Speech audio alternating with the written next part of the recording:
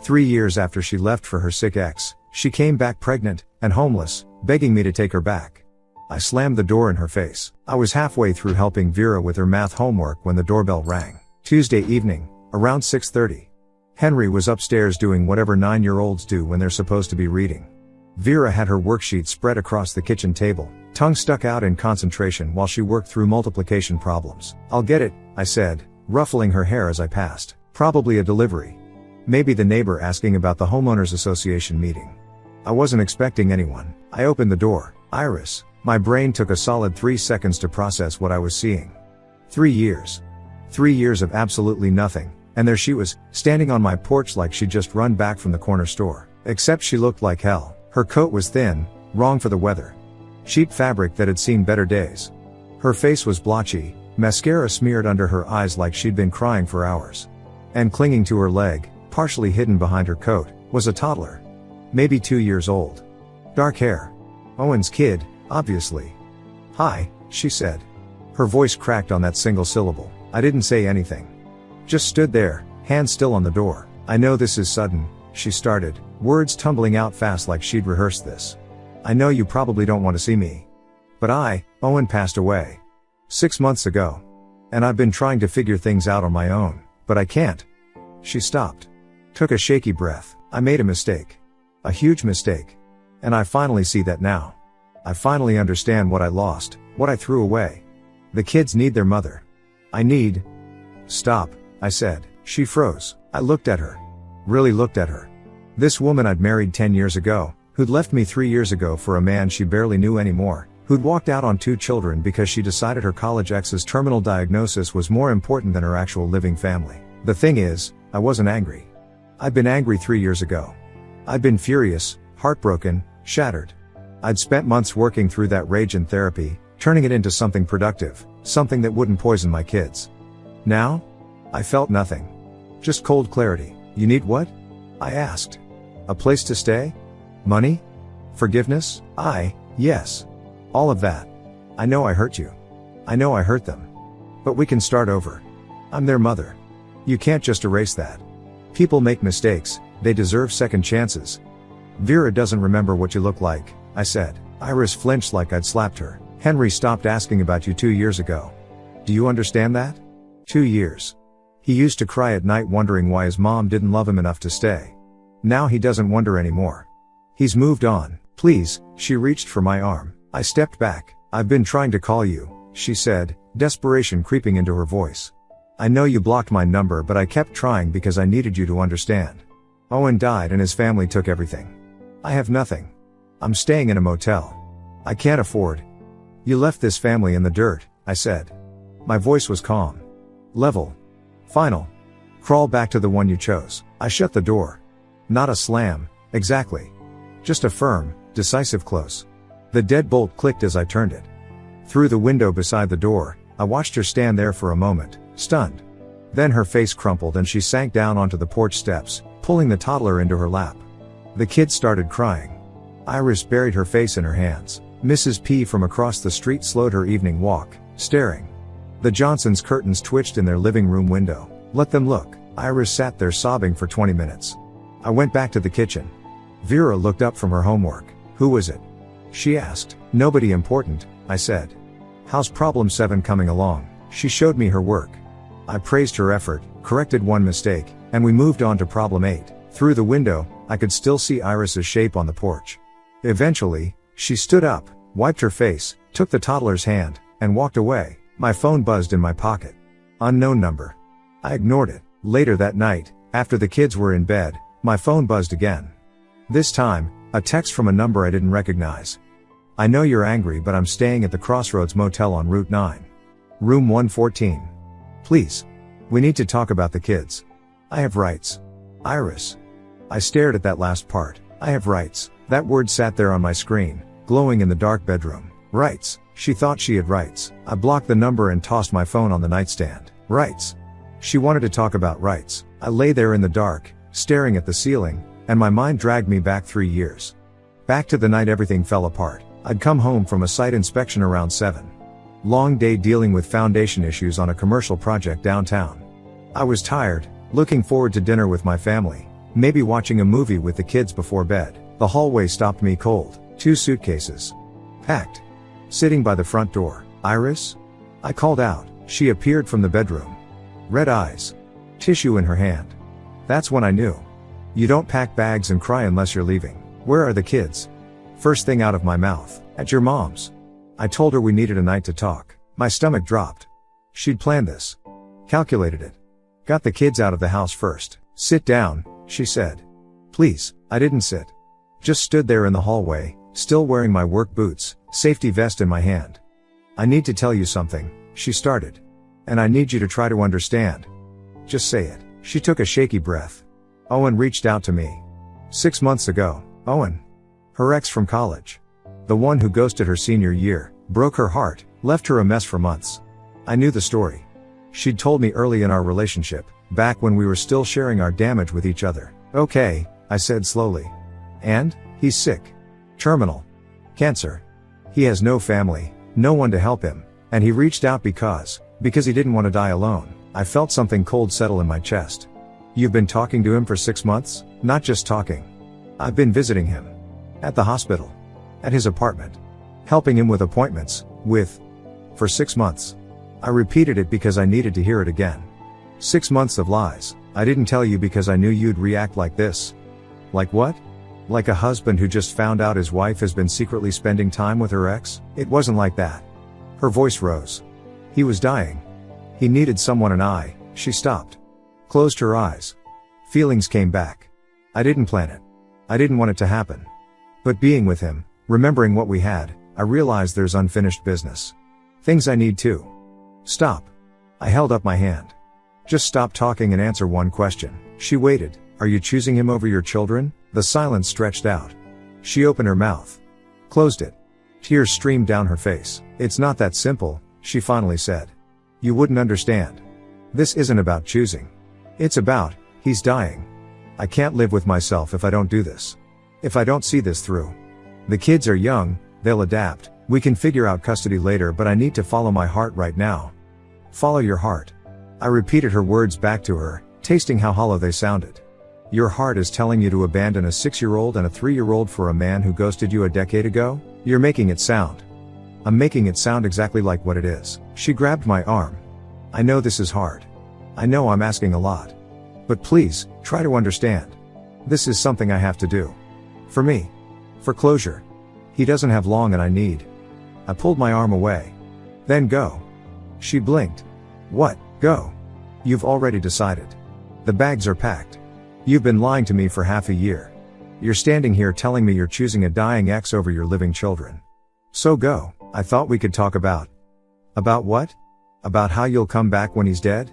About how I'm supposed to explain to Henry why mommy left? No. You want to go, go. But the kids are coming home tomorrow morning, and if you're serious about this, you better not be here when they arrive. Her face crumpled. Please don't make this harder. I'm not making anything hard. You did this. You made this choice.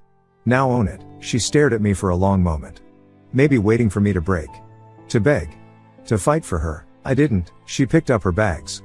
Pulled her wedding ring off her finger. Set it on the kitchen counter with a soft clink. Then she walked out the door. I stood in that hallway for an hour after she left. Didn't cry. Didn't call anyone. Just stood there, processing the fact that my marriage had just ended because my wife decided a ghost from her past was worth more than the family she built. 2 weeks later, I saw it through Felix. He'd found her social media, photos of her and Owen. His arm around her. Both of them smiling. The caption, miracles do happen. His latest scans came back clear. Remission. So grateful for second chances. #blessed. Remission. Not terminal after all. She'd left her family for a man who wasn't even dying. I filed for divorce the next day. She fought it initially, wanted separation instead, time to figure things out. My lawyer Thompson didn't give her time. Pushed hard. Eventually she signed. Gave up custody completely, said she needed a clean break to start her new life. Didn't even want visitation rights. The house, the savings, the kids, she signed it all over. Like she was erasing us from her life. The day the divorce was finalized, 2 years ago, she sent one text. I hope someday you'll understand I had to follow my heart. Take care of the kids. I'll reach out when things settle. She never did. Not for Henry's 7th birthday. Not for Vera's first day of kindergarten. Not for Christmas, not for anything. 3 years of absolute silence. Until last Tuesday, when she showed up at my door with Owen's kid and nowhere else to go. The first 6 months were hell. Henry cried himself to sleep for weeks. He'd ask questions I didn't have good answers for. Why did mom leave? When is she coming back? Did I do something wrong? That last one nearly broke me. I knelt down to his level one night, held his shoulders, and told him the truth in words a 6-year-old could handle. Mommy made a choice that hurt our family. That's not your fault. None of this is your fault. And I'm never going anywhere. Vera was easier in some ways, harder in others. She was only 3. Didn't fully understand why mommy stopped tucking her in. She'd point at family photos and ask where the lady went. After a few months, she stopped asking. I threw myself into being present. Every soccer practice. Every parent-teacher conference. Every school assembly where Henry had one line in the class play. I was there. My parents stepped up huge. Mom watched the kids when I had late site inspections. Dad taught Henry how to throw a baseball while I was finalizing the divorce paperwork. They never once said I told you so, even though mom had never fully trusted Iris. The divorce went through faster than I expected. Thompson, my lawyer, was a bulldog. When Iris tried to drag it out, tried to turn it into a trial separation, he shut that down immediately. Your client already moved in with another man, he told her legal aid attorney during mediation. She's posting photos with him on social media. There's no separation here, there's abandonment. Iris caved. Signed everything. Gave up custody without a fight in exchange for me not pursuing child support from her. She wanted it clean. Wanted to walk away with nothing tying her to us. Fine. I refinanced the house in my name only. She signed the quitclaim deed. Took her name off the mortgage, the title, everything. I got promoted that first year. Senior project manager. More responsibility, better pay, but also longer hours. I turned down projects that required overnight travel. My kids came first. Year 2, I started therapy. For me and for them. Henry needed help processing the abandonment. The therapist, Dr. Patel, was patient with him. Helped him understand that sometimes adults make selfish choices and kids suffer for it. Vera stopped drawing pictures of families with 4 people. Her art became 3 stick figures: Dad, Henry, Vera. When I saw that, I didn't know whether to feel relieved or heartbroken. I started coaching Henry's soccer team that year. Learned the game from YouTube videos and other dads who actually knew what they were doing. Henry loved it. Scored his first goal and ran to me on the sidelines instead of looking for his mom in the stands, because she was never in the stands. Through the grapevine, Felix, mostly, who still had mutual friends, I'd hear updates. Iris and Owen moved 2 states over. She changed jobs, something about working at a clinic to support his recovery. They posted photos together. Date nights. Weekend trips. Looking happy. I felt nothing when Felix told me this stuff. Empty. Like hearing news about a stranger. Year 3 started smooth. Henry made honor roll. Vera got into dance classes and loved them. I started dating, carefully. Nothing serious. A few dinners here and there. I wasn't ready to bring anyone into my kids' lives yet. Then 3 months ago, Felix called. You sitting down? He asked. I'm making breakfast. What's up? Owen died. I stopped mid-pour with the milk. What? Saw the obituary online. Different illness, not the cancer. He declined fast. Passed away 2 weeks ago. I set the milk down. Felt. What? Relief wasn't the right word. Closure, maybe. The chapter that Iris chose over us had ended. You okay? Felix asked. Yeah. I'm fine, and I was. I didn't tell the kids.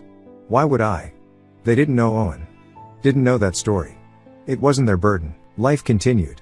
I started seeing Corinne, a physical therapist I met through work. She was kind, patient, understood I came with baggage and 2 kids. We were taking it slow. Then last week, 7 days before Iris showed up at my door, I got a Facebook message request. I almost ignored it. Didn't recognize the name. But something made me click. Hi. This is Owen's sister, Monica. We met once years ago. I don't know if you remember. I don't know if you care, but I thought you should know. Iris has been asking about you. Asking if I know where you live now, what the kids' names are, if they're in school. She's broke and desperate. Owen's family didn't leave her anything. Thought you should know she's been asking questions. I stared at that message for a solid minute. Then I deleted it without responding. I should have taken it more seriously. Because 1 week later, Iris was standing on my porch with Owen's kid, nowhere to go, and the word writes in a text message like she had any claim to the life she abandoned. Wednesday morning, my phone started blowing up. New number. Text after text rolling in while I was making breakfast. Please just talk to me. I know you're angry, but we can work through this. The kids deserve to know their mother. I made mistakes, but I'm different now. I blocked the number. Poured Henry's cereal. Helped Vera tie her shoes. 10 minutes later, another number. More texts. You can't ignore me forever. I have a right to see my children. Owen would want me to fight for this. I blocked that one too. By lunchtime, I'd blocked 5 different numbers. She was using those texting apps, generating new numbers as fast as I could block them. Each message more desperate than the last. Thursday, I thought maybe she'd given up. Then my phone rang at 2:45. School. Never good when school calls during the day. Mr. P? The front office administrator, Mrs. Walsh. We have a situation. There's a woman here claiming to be Henry's mother. She's asking to pick him up early. My blood went cold. Don't let her near him. I'm on my way. I left the site I was inspecting, drove 15 minutes doing speeds I shouldn't admit to. Pulled into the school parking lot to find Iris arguing with Mrs. Walsh through the security glass at the front entrance. His mother. You can't keep me from my own son. I walked up behind her. Yeah, actually, they can. She spun around. Her eyes were wild, desperate. She'd aged years in just 3 days. You can't do this. You can't keep them from me. Watch me. I pulled out my phone, showed Mrs. Walsh the screen. Check your records. She's not on the approved pickup list. She hasn't been for 2 years. Mrs. Walsh nodded. Sir, I'm going to have to ask you to leave the premises, or I'll call security. Security? Iris laughed, high and brittle. For trying to see my children? You're not their mother anymore. I kept my voice level, calm. You quit that job 3 years ago. I didn't quit being their mother. You can't just erase me. You erased yourself. A security guard appeared, Mr. Patterson, retired cop who worked part-time for the district. Ma'am, you need to leave now. Iris looked between us, tears streaming. This isn't over. I'll get a lawyer. I'll fight this. Good luck with that. Mr. Patterson escorted her to her car. She sat there for 10 minutes, crying, before finally driving away. Inside, Mrs. Walsh pulled me aside. Henry saw some of that through the window. He's with the counselor now. Damn it. I found Henry in the counselor's office, looking small in the chair. Ms. Rodriguez sat across from him, speaking softly. Dad? Henry looked up when I came in. His voice was small. Who was that lady? I knelt down next to him. Ms. Rodriguez gave us privacy. Someone from a long time ago, I said. Nobody important. She said she was my mom. She was. Once. But she made choices that hurt our family, and now she's not part of our lives anymore. Henry was quiet for a moment. Then, is she going to come back? No. I won't let her. He nodded, trusting me in that complete way kids do. Okay. But I could see it in his eyes, the questions, the confusion, the reopened wounds. 3 years of healing, threatened by one desperate woman. Friday afternoon, my mom called. Iris contacted me on Facebook. Sent me a long message about wanting to reconcile, how she's changed, how she wants to be a mother again. What did you say? I told her she should have thought about that before walking out on her babies. Then I blocked her. Thanks, Mom. Your father wanted to drive over there and have words with her. I barely stopped him. 20 minutes later, Felix texted. Iris just called me. Don't worry, told her to lose my number. Saturday evening, I was grilling dinner in the backyard when I heard pounding on the front door. Loud. Aggressive. The kids were inside watching a movie. I walked through the house. Through the peephole, I could see Iris. She looked unhinged. Hair a mess, eyes red, the toddler wasn't with her. I know you're in there, she shouted. Open this door.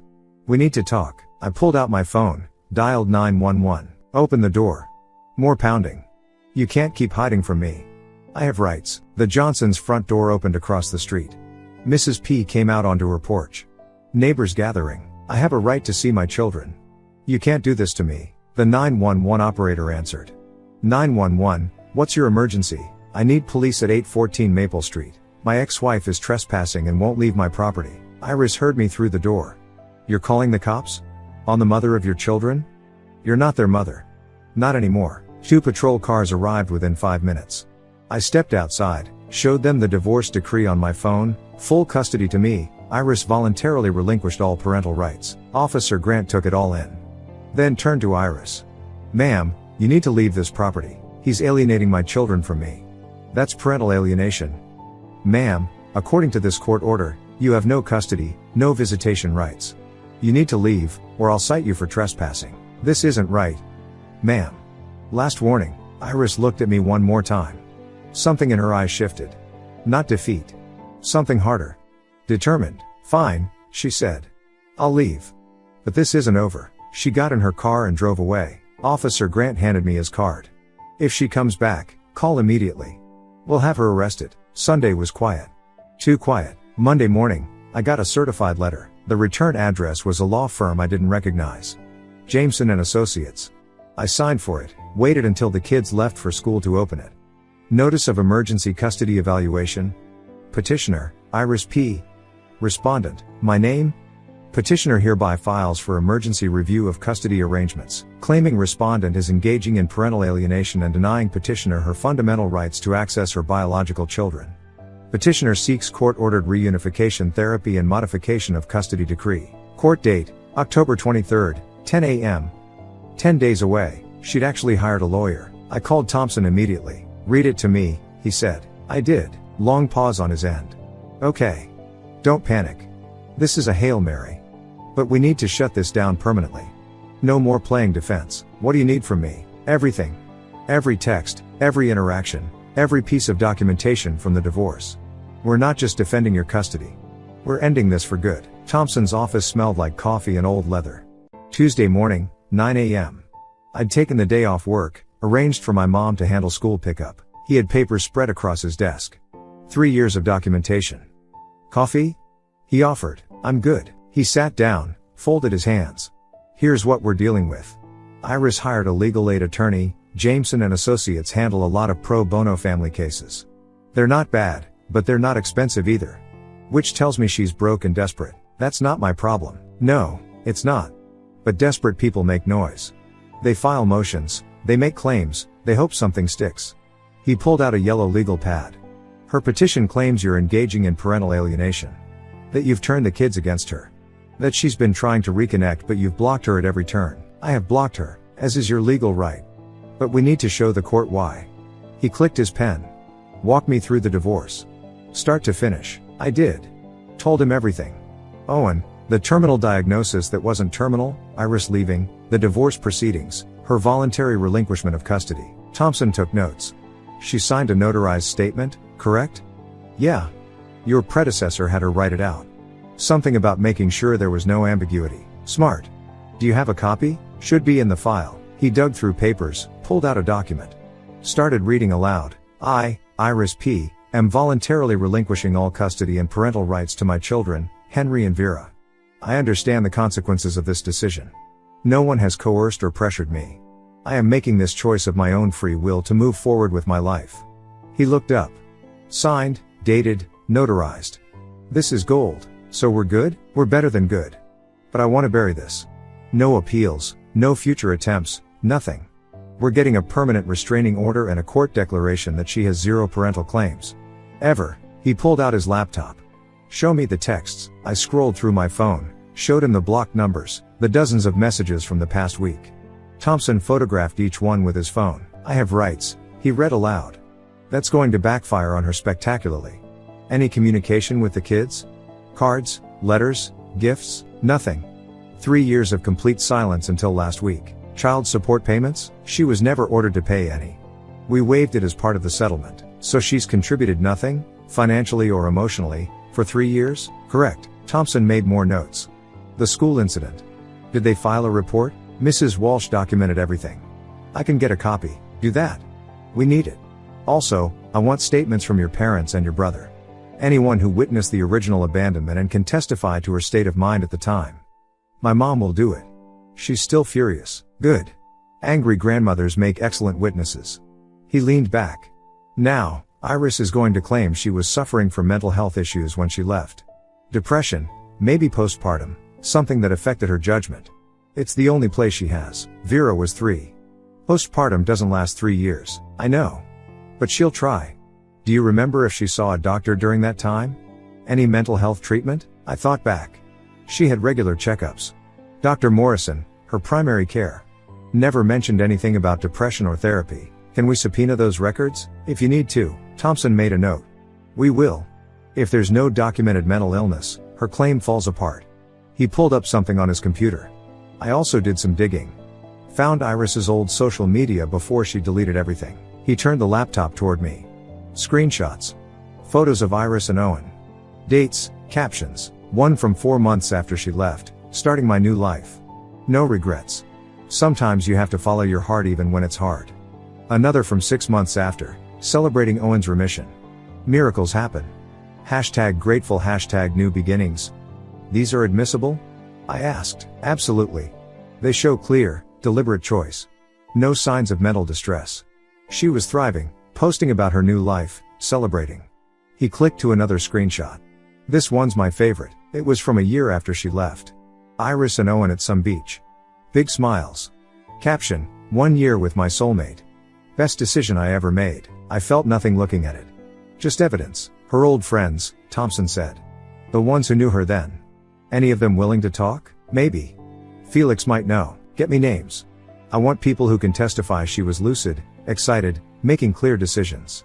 The more witnesses, the better. We spent 2 more hours going through everything. Bank records showing she'd withdrawn $15,000 from their joint savings after leaving, voluntarily, no coercion. The quitclaim deed she'd signed for the house. Her signature on the custody agreement, clear and steady. This is the most open and shut case I've seen in years, Thompson finally said. But I want to be thorough. Court's in 8 days. I'm filing our counter motion today, request for permanent restraining order and termination of any residual parental claims. What are her chances? Of winning? 0. Of getting visitation? 0. Of getting anything? He shook his head. She voluntarily walked away from her kids for 3 years. The court doesn't reward that. I stood to leave. Thompson stopped me. One more thing. She's going to try to talk to you. Outside the courthouse, before the hearing, wherever she can corner you. Don't engage. Not one word. Anything you say can be twisted. I won't. And prepare yourself.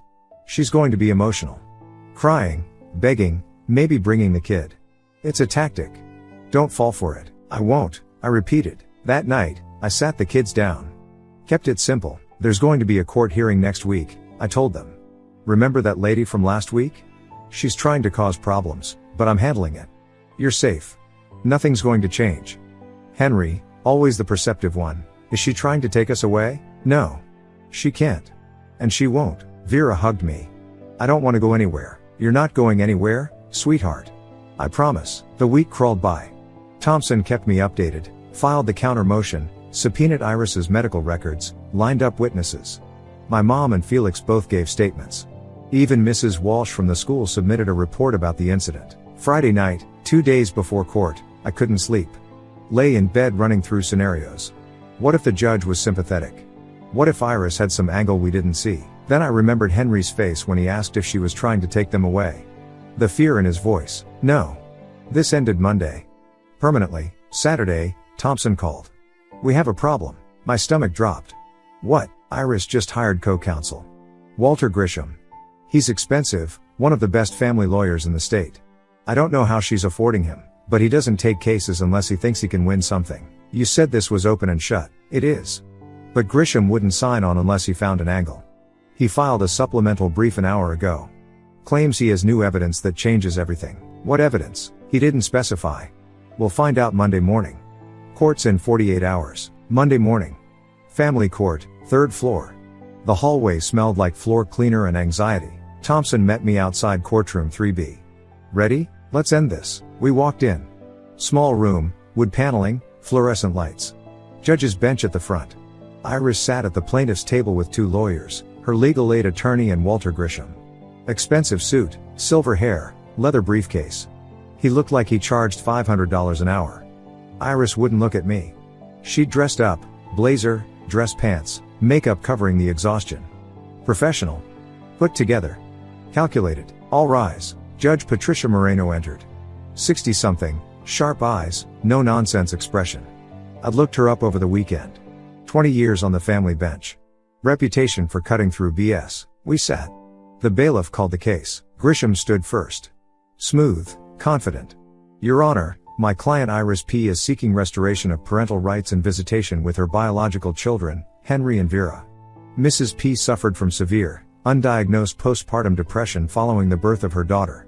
This condition, combined with the trauma of learning her former partner was terminally ill, created a mental health crisis that impaired her judgment and decision-making. He walked toward the bench.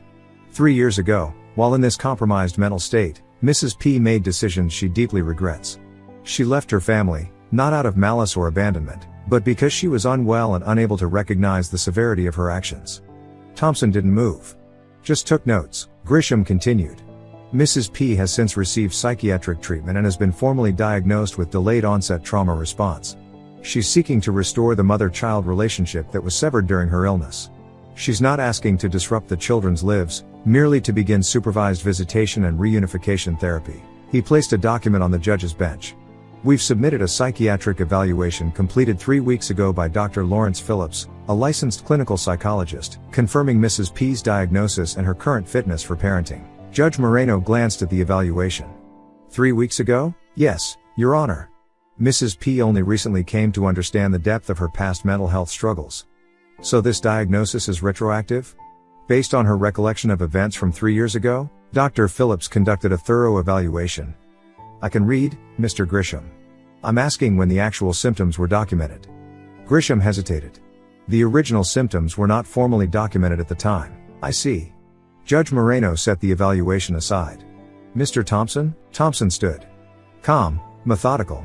Your Honor, Ms. P is attempting to retroactively claim mental illness to justify abandoning her children for 3 years. Let's look at the facts. He approached with a folder. Exhibit A, Ms. P's notarized statement from the divorce proceedings. He read aloud, I am voluntarily relinquishing all custody and parental rights. I understand the consequences. No one has coerced me. I am making this choice of my own free will. He placed it on the bench. Signed, dated, witnessed by her attorney at the time. No mention of mental health concerns. Exhibit B, medical records from Dr. Morrison, Ms. P's primary care physician. Ms. P had 2 appointments in the year before leaving, routine checkups.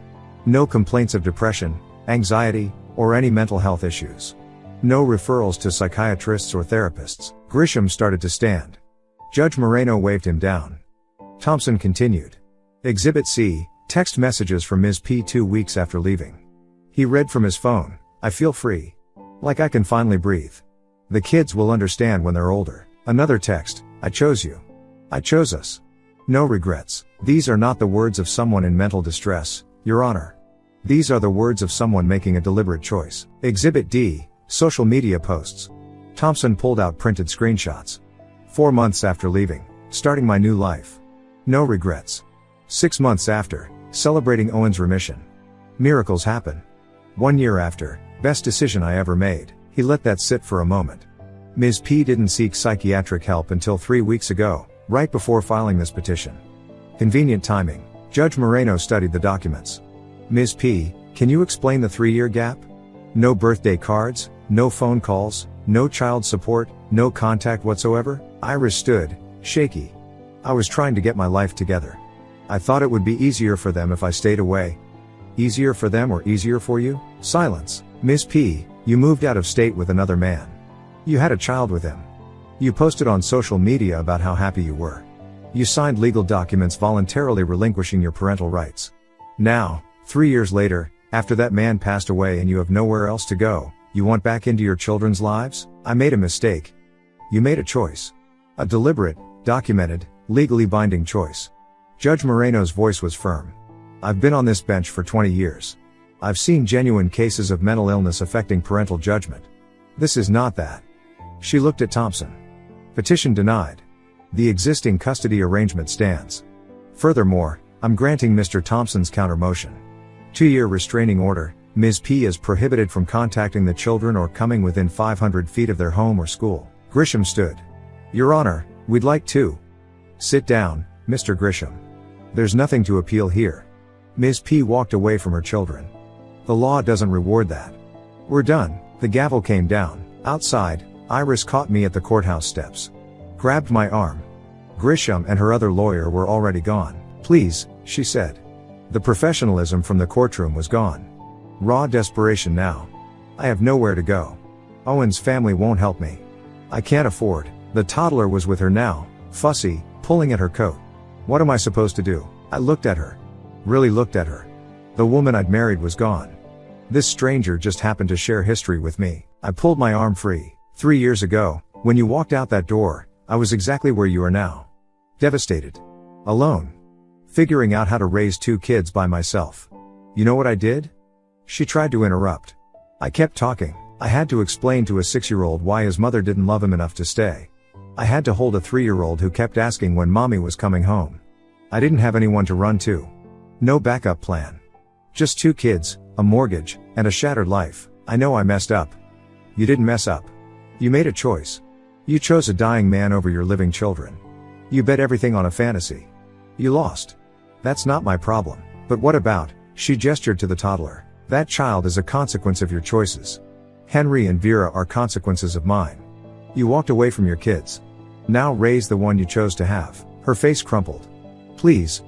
No. I walked to my car. Didn't look back. 2 months later, life was normal again. Henry made honor roll. We celebrated with pizza and arcade games. Vera nailed her dance recital. I'd been seeing Corinne for 6 weeks now. Taking it slow, but good. Through Felix, I heard Iris moved 3 states away. Working retail. Living with roommates. No more contact attempts. One night, Vera asked, Dad, do you think our mom ever thinks about us? I'd had 3 years to figure out how to answer questions like this. Maybe she does. But what matters isn't who thinks about you, it's who shows up for you. And I will always show up. She hugged me. I know, Henry, from the couch. We're good, Dad. And we were. That night, phone in hand, I deleted the last blocked numbers from Iris. Didn't need them anymore. Some bridges don't get rebuilt. Some doors stay closed. Some people don't get second chances, not because you're cruel, but because you've learned your peace matters more than their guilt. Iris wanted forgiveness. I gave her something better, consequences. She made her bed. Now she gets to lie in it. And me? I'm making breakfast for my kids tomorrow, coaching soccer on Saturday, and building a life with people who chose to stay. Thank you so much for watching until the end. If you really like our videos, please don't forget to like, share, and subscribe. Have a great day.